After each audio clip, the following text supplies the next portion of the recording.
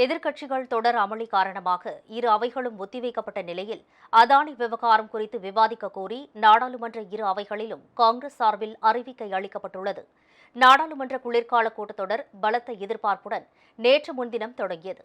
அப்போது அதானி விவகாரம் மற்றும் மணிப்பூர் வன்முறை குறித்து விவாதிக்க கோரி எதிர்க்கட்சியினர் கடும் அமளியில் ஈடுபட்டனர். இதனால் மக்களவை மற்றும் மாநிலங்களவை ஆகிய இரு அவைகளும் நாள் முழுவதும் ஒத்திவைக்கப்பட்டன. நேற்று அரசியல் அமைப்பு சட்டத்தில் 75வது ஆண்டு விழா கொண்டாடப்பட்டதை அடுத்து இரு அவைகளும் கூடவில்லை.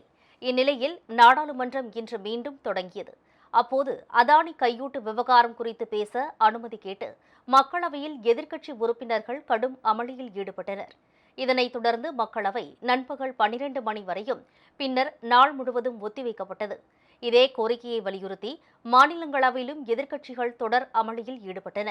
இதன் காரணமாக அவை காலை 11:30 மணி வரை ஒத்திவைக்கப்பட்டிருந்தது.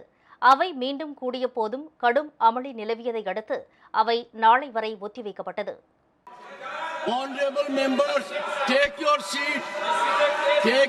Nothing will go on record. Nothing will go on record. The House is adjourned to meet at 11:30 a.m. today. இந்நிலையில் அதானி விவகாரம் குறித்து விவாதிக்க கோரி நாடாளுமன்ற இரு அவைகளிலும் காங்கிரஸ் கட்சி சார்பில் அறிவிக்கை வழங்கப்பட்டுள்ளது. அதில் அதானி மீதான அமெரிக்க நீதிமன்றத்தின் குற்றச்சாட்டு குறித்து மோடி அரசு மௌனம் காப்பது இந்தியாவின் ஒருமைப்பாடு மற்றும் உலகளாவிய நிலை பற்றிய கவலையை எழுப்புகிறது என்று கூறப்பட்டுள்ளது.